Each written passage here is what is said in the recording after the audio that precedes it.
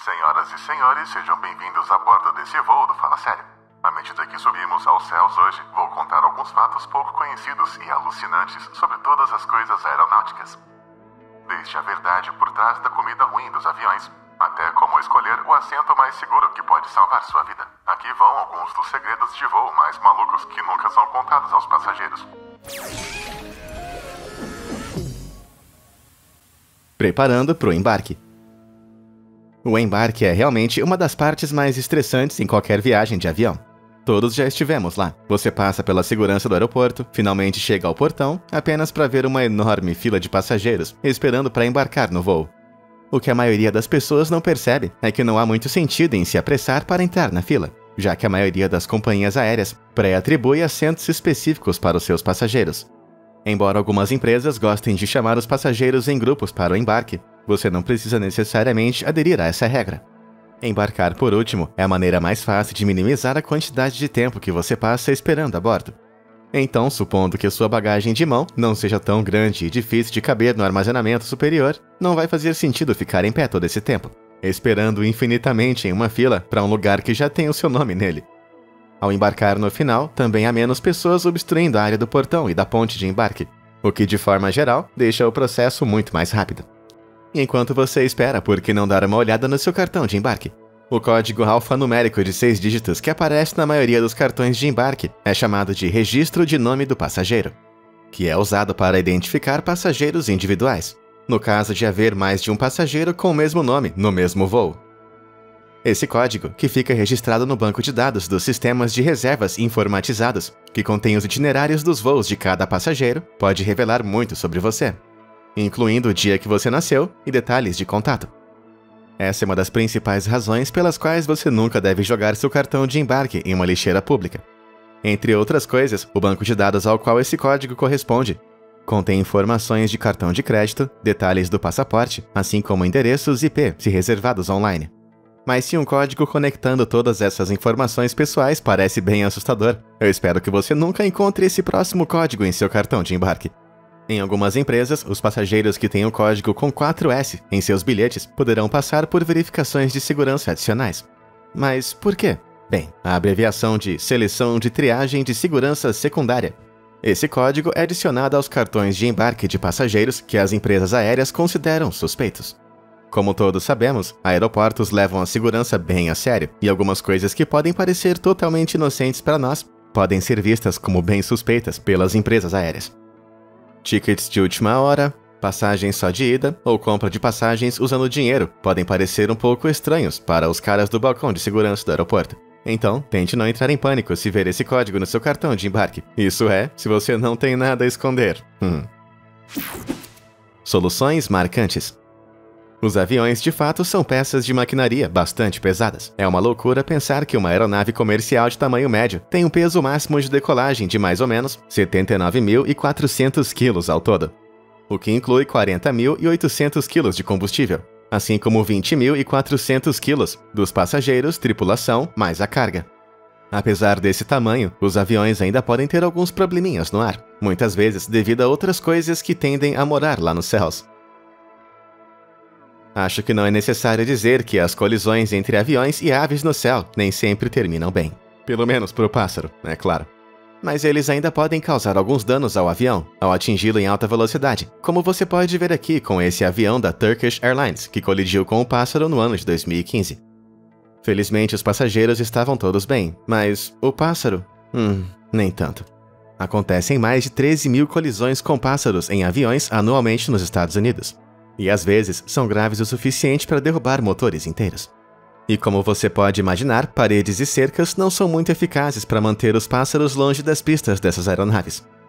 Portanto, os aeroportos precisam ser bem criativos para evitar acidentes relacionados a pássaros. Um desses métodos, usado no Aeroporto Nacional de Reagan, na Virgínia, é disparar balas de canhões para assustar esses bichinhos emplumados do aeroporto. Enquanto alguns outros aeroportos tornam seu ambiente menos favorável aos pássaros, preenchendo lagoas e substituindo grama por cascalho. Enquanto isso, o aeroporto de Salt Lake City reduz o seu problema de invasores alados, usando porcos para fuçar e comer ovos de gaivota. Alguns outros aeroportos, como o aeroporto francês, Lourdes-Tarbes-Pierre-René, Acendem as telas de LED com grandes pares de olhos arregalados para assustar as aves de rapina, o que funciona como se fosse um espantalho da aviação. Mas não são apenas os pássaros que os aeroportos precisam se preocupar. O clima extremo não é realmente uma coisa que você pode assustar com um par de olhos em LED de um espantalho. Tempestades de granizo são uma das condições climáticas mais perigosas para um avião e podem causar alguns danos realmente insanos. O nariz desse jato sofreu uma verdadeira pancada de pedras de granizo, que eram tão grandes quanto bolas de golfe, depois de voar em uma tempestade de granizo. As janelas estavam tão quebradas que os pilotos tiveram que pousar o avião quase completamente às cegas. Por algum milagre, nenhuma pessoa ficou ferida, além da conta bancária da empresa aérea, que teve que pagar pelos reparos. Tempestades de granizo são uma coisa, mas alguns passageiros nervosos também se preocupam com a possibilidade de um raio atingir o avião. Embora isso possa parecer altamente improvável, na verdade é estimado que cada avião da frota comercial dos Estados Unidos seja levemente atingido por um raio, pelo menos uma vez por ano. Embora isso possa parecer aterrorizante, na verdade não é tão perigoso quanto você pensa. Antes que aeronaves entram em serviço, elas passam por simulações de raios que testam a sua condutividade. Isso garante que os relâmpagos possam viajar sem ser interrompidos pela casca exterior do avião e voltar para o céu através de uma extremidade como o nariz ou a ponta da asa, deixando os que estão dentro totalmente ilesos, exceto por uma ou duas cuecas arruinadas. Descarte. Você já usou um banheiro de avião e de repente se perguntou: para onde será que você está despejando seus resíduos? Ao contrário da crença popular, os banheiros de avião não podem ser esvaziados no céu, mas é claro que alguns acidentes podem acontecer. Quando você dá a descarga no vaso sanitário de um avião, uma forte sucção puxa os resíduos usando apenas uma quantidade muito pequena de água. Isso é uma forma de economizar no peso e no espaço da aeronave, e o conteúdo viaja para um grande tanque de retenção cheio de desinfetante. No final de um voo, a mistura é sugada para um caminhão-tanque no aeroporto e depois é despejada.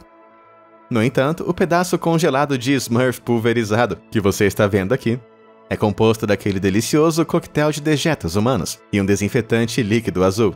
E essa coisa incrivelmente nojenta foi encontrada caída no chão depois que caiu de um avião no ano de 2017. Houve pelo menos 27 desses incidentes documentados de meteoros de gelo azul desse tipo nos Estados Unidos entre 1979 e 2003. Incluindo a incidência de gelo azul caindo dos telhados e sob as pistas de pouso do aeroporto. Embora realmente não haja nenhum mecanismo que permita que os pilotos ou os comissários de bordo realizem de propósito qualquer tipo de brincadeirinha de cocô azul, às vezes acontecem alguns vazamentos na fossa séptica do avião. Então, se você encontrar um grande pedaço de gelo azul em seu quintal, pode confiar em mim quando eu digo que não é um picolé de mirtilo. Não dê uma lambida, por favor. Mas no tópico de banheiros a quilômetros de altura, aposto que você não sabia que existe um jeito secreto de destrancar o banheiro de avião pelo lado de fora. Da próxima vez que uma criança ficar trancada dentro do banheiro do avião, ou se você apenas gostar de ser jogado de um avião por ser particularmente aterrorizante com um estranho, você pode destrancar facilmente por fora, usando apenas um dedo. As fechaduras externas da maioria dos banheiros das cabines estão escondidas atrás de uma placa de banheiro de metal, como essa, para os comissários de bordo usarem em caso de emergência. Para abrir, é só levantar o sinal do banheiro, deslizar a maçaneta para a posição desbloqueada e depois correr antes que os comissários de bordo peguem você, pelo quão malandro você foi.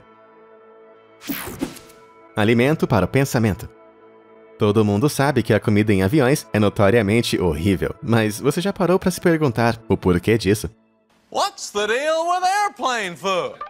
As refeições a bordo são normalmente feitas em terra por instalações de catering industriais próximas ao aeroporto, e geralmente são preparadas entre 12 a 72 horas antes do voo pretendido. Ao contrário da crença popular, a maioria das refeições de avião não é congelada. Em vez disso, ela é resfriada e transportada para a aeronave para os comissários de bordo aquecerem e servirem a bordo. Algumas empresas aéreas de luxo têm até os seus próprios chefes e cozinhas a bordo, como os encontrados a bordo de alguns voos da Etihad Airways.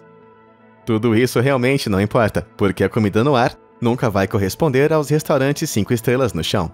Então, o que realmente faz a comida de avião ter um gosto tão ruim? Acontece que, na verdade, tudo se resume à biologia humana básica. Cabines de aviões podem ter níveis de umidade tão baixos quanto 10% enquanto estão no ar, o que é chocantemente ainda mais seco do que o deserto do Saara.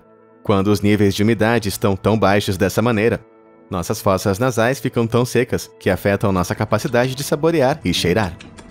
Depois de um pouco de tempo em uma cabine de avião, a capacidade da sua língua de provar sabores doces cai de 15% a 20%, enquanto sua habilidade de sentir sabores salgados são diminuídos de 20% a 30%. Em uma tentativa de combater essa situação, algumas empresas aumentam drasticamente a quantidade de sal e açúcar em seus alimentos. Então, você deve estar consumindo muito mais calorias dessa refeição a bordo do que você imagina. Se as refeições a bordo sem sabor estão deixando você meio para baixo, há uma coisa que você pode fazer sobre isso. Acontece que um par de fones de ouvido com cancelamento de ruído é apenas o ingresso para tornar a comida e a bebida bem mais saborosas no ar. Estranhamente, estudos descobriram que o ruído de fundo alto pode realmente diminuir nossa capacidade de saborear a comida. Então, usar fones de ouvido com cancelamento de ruído para abafar o zumbido proveniente do motor do avião pode realmente ajudar nossos sentidos a voltar à Terra. Mas não são apenas os passageiros que têm problemas para mastigar quando se trata de comida servida no céu. Existem algumas regras bem específicas sobre o que os pilotos podem e não podem comer durante o trabalho.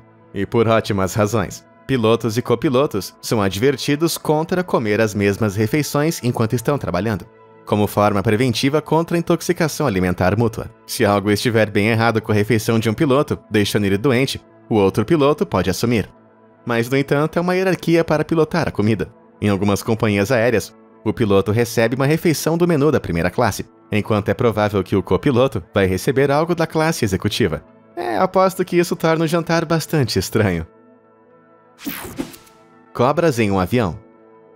Sendo responsável pela segurança de centenas de passageiros, não é de admirar que ser piloto de avião é frequentemente nomeado como um dos trabalhos mais estressantes do mundo inteiro.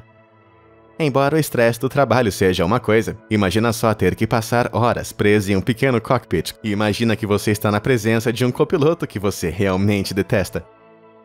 Bem, acontece que com tanta responsabilidade, evitar que pilotos trabalhem com alguém que eles não gostam é considerado na indústria uma questão de vida ou morte.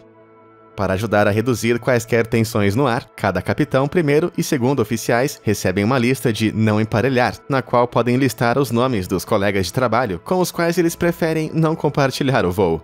As solicitações são enviadas por meio de uma programação mensal, e a lista aprovada de inimigos voadores é alimentada no sistema de agendamento da companhia aérea, o que impede que dois pilotos adversários acabem no mesmo cockpit. Embora possa parecer um pouco extremo, distrair-se com uma rivalidade no local de trabalho pode resultar em um acidente bastante grave, especialmente durante a decolagem e o pouso, onde mais atenção é necessária. Se ao menos colegas de trabalho agradáveis fossem garantidos em todos os trabalhos. O assento mais seguro. Ao contrário do que os filmes e programas de TV fazem você acreditar, as viagens aéreas, na verdade, são os meios de transporte mais seguros. E as suas chances de morrer em um acidente de avião comercial são de 1 em incríveis 3,37 bilhões. Apesar desses fatos, quase 1 em cada 3 americanos tem medo de voar, e esse medo levou muitos a se perguntarem: qual será o lugar mais seguro no avião no caso de um acidente aéreo? Na verdade, acontece que uma análise de dados com 17 acidentes de avião que aconteceram nos últimos 35 anos, realizada pela revista Time, descobriu uma resposta. A Time descobriu que, historicamente, aqueles assentos no terço traseiro de um avião tinham uma chance média de 68% de sobrevivência, em comparação com 62% na seção dianteira e 61% na parte do meio. Você pode pensar que um dos lugares mais seguros para se estar no avião seria um assento no corredor, pois esses assentos oferecem acesso mais rápido às várias saídas de emergência a bordo. No entanto, de acordo com os dados, os assentos no corredor na parte do meio da aeronave são o pior lugar para você ficar em caso de um acidente, com uma taxa de sobrevivência de apenas 56%. Enquanto isso, assentos do meio, especificamente perto da parte traseira do avião, são o lugar mais seguro para se estar e oferecem 72% de chance de sobrevivência a um pouso forçado. Eu gosto dessas chances. Vamos apenas esperar que nenhum de nós tenha que colocá-las à prova, nunca na vida. Segredos aéreos. Se você já sentou no assento de janela em um voo, deve ter notado um pequeno orifício bem na parte inferior da janela, não é mesmo? Embora seja bem pequeno, esse é um dos recursos de segurança mais poderosos do avião inteiro. Mas por que é tão importante assim? Conforme a pressão do ar vai caindo, à medida que você voa mais alto, os aviões são projetados para manter a pressão do ar em um nível seguro e respirável dentro da cabine para as pessoas. Essa diferença significativa na pressão de ar coloca muito estresse físico nas janelas, de modo que elas precisam ser construídas particularmente fortes. Enquanto uma janela comum de painel único quebraria facilmente nessa altitude, as janelas dos aviões são compostas por 3 fortes painéis de acrílico. A parte externa é para manter os elementos do lado de fora e manter a pressão da cabine. Se algo acontecer com esse primeiro painel, o segundo painel funciona como uma proteção contra essas falhas. Aquele que está dentro da cabine, por sua vez, fornece uma linha final de defesa e mantém nossas mãos longe dos outros para evitar danificá-los. O pequeno orifício que mencionei, conhecido como orifício de sangria, está localizado no painel do meio, e seu objetivo principal é equilibrar a pressão do ar entre os painéis intermediário e externo. Isso também vai evitar que as janelas fiquem embaçadas ou congeladas, porque afinal de contas, uma das coisas mais legais de viajar no avião é olhar pela janela. Falando em interiores de aviões, você já se perguntou sobre aqueles pequenos triângulos vermelhos ou pretos que podem ser encontrados ao longo do interior das cabines? Na verdade, eles estão ali para permitir que a tripulação de cabine saiba qual janela vai dar o melhor ponto de vista para ver as asas da aeronave. Isso permite que eles verifiquem se há um problema com a asa ou o motor. Então, se você estiver sentado ao lado do triângulo, tente não ficar muito paranoico se um comissário começar a espiar por cima de você. Além desses sinais e ícones muito inteligentes, os sons também são usados no ar para manter as coisas funcionando como um relógio. A maioria dos passageiros regulares vai reconhecer esse som. Embora a maioria de nós saiba que isso geralmente é um sinal para voltar ao assento e apertar o cinto de segurança, na verdade pode significar muito mais. Embora cada empresa use os sinos de maneira ligeiramente diferente, existem alguns padrões usados regularmente que você pode ouvir em seu próximo voo. Um toque singular pode ser o piloto avisando os comissários sobre uma turbulência próxima, mas também pode significar que ele quer um cafezinho. 2 toques consecutivos geralmente significam que o avião ultrapassou a marca de 3 km, enquanto 3 ou mais toques podem indicar um problema um pouco mais sério. Como, por exemplo, um passageiro que está passando muito mal, ou então um aviso de turbulência extrema. Então fique atento, se os bips estiverem explodindo como o Darude Sandstorm, talvez seja hora de entrar em pânico, ou começar a dançar. Guerra de classe. Bebês chorando e assentos apertados, sem nenhum espaço para as pernas. Voar de classe econômica pode ser uma escada para o inferno. Enquanto isso, anunciado com assentos privativos, champanhe fluindo livremente, morangos cobertos com chocolate, blá blá blá. Não é surpresa que uma experiência de voo de primeira classe chegue à lista de desejos de muitas pessoas por aí. O serviço de luxo oferecido pela primeira classe pode parecer perfeito para obter aquele descanso necessário durante uma longa viagem. Mas o preço altíssimo realmente vale a pena? Bem, comparado à classe executiva, geralmente o segundo melhor tipo de passagem, parece que não. Existem alguns recursos que você acha que foram especificamente reservados apenas para passageiros de primeira classe, que estão realmente disponíveis em muitas seções de classe executiva. Tanto as cabines de primeira classe quanto as de classe executiva de muitas empresas aéreas recebem refeições de vários pratos de alta qualidade, às vezes até servidas com porcelanas finas e artigos de vidro, além de travesseiros e cobertores muito macios. Muitas cabines de classe executiva também oferecem pijamas de cortesia. Atualmente, muitas empresas aéreas estão investindo em maximização de seus serviços de classe executiva, com o objetivo de abandonar por completo a primeira classe, e algumas estão até olhando para cápsulas particulares de classe executiva.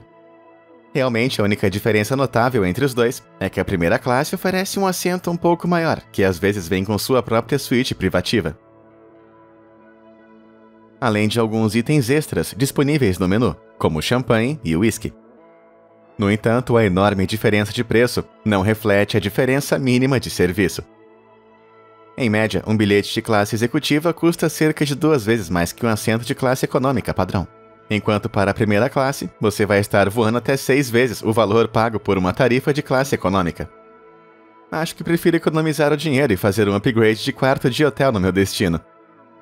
O que você acha? Deixe o like para a primeira classe, ou então se inscreva, se você prefere um hotel super chique. Ou então, por que não pegar os dois logo? Afinal, você está de férias. Dorminhocos do céu. Voos de longa distância podem ser ruins o suficiente para passageiros, mas você já se perguntou como comissários de bordo sempre parecem tão alertas e animados? Bem, da próxima vez que você embarcar em um voo de longo curso, fique de olho em uma porta misteriosa que se parece mais ou menos com isso. Embora possa parecer um armário de armazenamento simples e antigo, essas portas levam a uma sala completamente secreta. Ao subir um lance de escadas incrivelmente estreito, os comissários de bordo vão chegar ao que é conhecido como compartimento de descanso, que é especialmente reservado para a tripulação de cabine obter um merecido descanso. Esses compartimentos geralmente podem ser encontrados em áreas superiores de uma aeronave de longo curso, um na parte de trás para comissários de bordo e outro na frente para os pilotos. Cada cama vem com um travesseiro e edredom, assim como um cinto de segurança que deve ser apertado, caso o tripulante decida dar uma cochilada. Conhecidos pelos funcionários das aeronaves como descansos controlados, os comissários de bordo vão ter um tempinho designado para descansar, dependendo de cada voo, e vão ser acordados por seus companheiros de cabine por meio de um interfone quando o intervalo acaba. Algumas companhias aéreas mais sofisticadas, incluindo a Singapore Airlines, se certificam de dar aos membros da tripulação um gostinho do luxo, fornecendo essas cabines de luxo para que eles possam descansar, incluindo fronhas de seda nos travesseiros. Enquanto isso, os pilotos costumam ter os seus próprios aposentos privados na frente do avião, que geralmente possuem 2 espaçosos compartimentos para dormir, além de 2 assentos na classe executiva, um armário e um banheiro. Então, da próxima vez que você se perguntar para onde foi a adorável comissária de bordo que estava te servindo, ela pode estar bem acima de sua cabeça, flutuando na terra dos sonhos. Brincadeiras à parte, é de extrema importância que a tripulação de um avião, pilotos acima de tudo, tem que estar bem descansados, como demonstram algumas estatísticas muito chocantes. Por incrível que pareça, uma pesquisa da British Airline Pilots Association afirmou que 84% dos pilotos disseram que sua capacidade de pilotar um avião foi comprometida devido ao cansaço, e 56% realmente admitiram que adormeceram enquanto estavam no comando de um avião. Em maio de 2021, houve até um piloto que adormeceu por 40 minutos no ar em um voo comercial de Cairns para Redcliffe, na Austrália. E acidentalmente sobrevoou 112 km extras do destino antes de acordar. Felizmente, a maioria dos aviões comerciais tem piloto automático para manter coisas como a altitude. Portanto, os pilotos não precisam necessariamente estar sempre controlando a aeronave durante todo o percurso. Mas ainda é incrivelmente perigoso se eles acabarem adormecendo, no caso de emergências. E isso com certeza vai estar na minha lista de motivos para cerrar os dentes quando eu embarcar no meu próximo voo. Morte de voo. Embora não seja algo que gostamos de pensar, as pessoas morrem quase em todos os lugares, e às vezes isso pode incluir a 9 km de altitude. Embora seja incrivelmente raro, a tripulação de cabine deve estar preparada para o infeliz evento de uma morte em voo. Se um passageiro falecer durante o voo, a tripulação geralmente vai ter que esperar até que o avião chegue ao seu destino final para remover o corpo de dentro do avião. Às vezes, as companhias aéreas oferecem ao passageiro falecido um upgrade final e o levam para a cabine de primeira classe mais silenciosa. Se realmente não houver espaço para mover o passageiro falecido, a tripulação de cabine vai cobrir o seu corpo com um cobertor, depois de garantir que eles estejam afivelados para a segurança de outros passageiros. A Singapore Airlines fez melhor do que o velho método de escondê-los debaixo do cobertor e tentar não surtar, e lançou uma frota inteira de aeronaves com compartimentos especificamente instalados para guardar um corpo de tamanho médio durante um voo. Conhecidos como Corpse Cupboards, o que parece totalmente o nome de uma banda de death metal, esses armários foram especificamente instalados no modelo Airbus A340-500, o que faz sentido já que esses aviões fazem o voo regular sem escalas mais longo do mundo inteiro. Para ir de Singapura ao Aeroporto Internacional de John F. Kennedy, em Nova York, o avião leva mais ou menos umas 18 horas e 40 minutos. Eu com certeza iria preferir ter um armário de cadáveres assustador a bordo do que ter que ser a comissária de bordo perguntando aos passageiros de primeira classe se eles não se importam de ficar sentados ao lado de um cadáver por 18 horas. Senhoras e senhores, nós estamos no final do vídeo. Você tem alguma coisa aí para compartilhar conosco? Diz aí nos comentários abaixo. Obrigado por voar com o Fala Sério.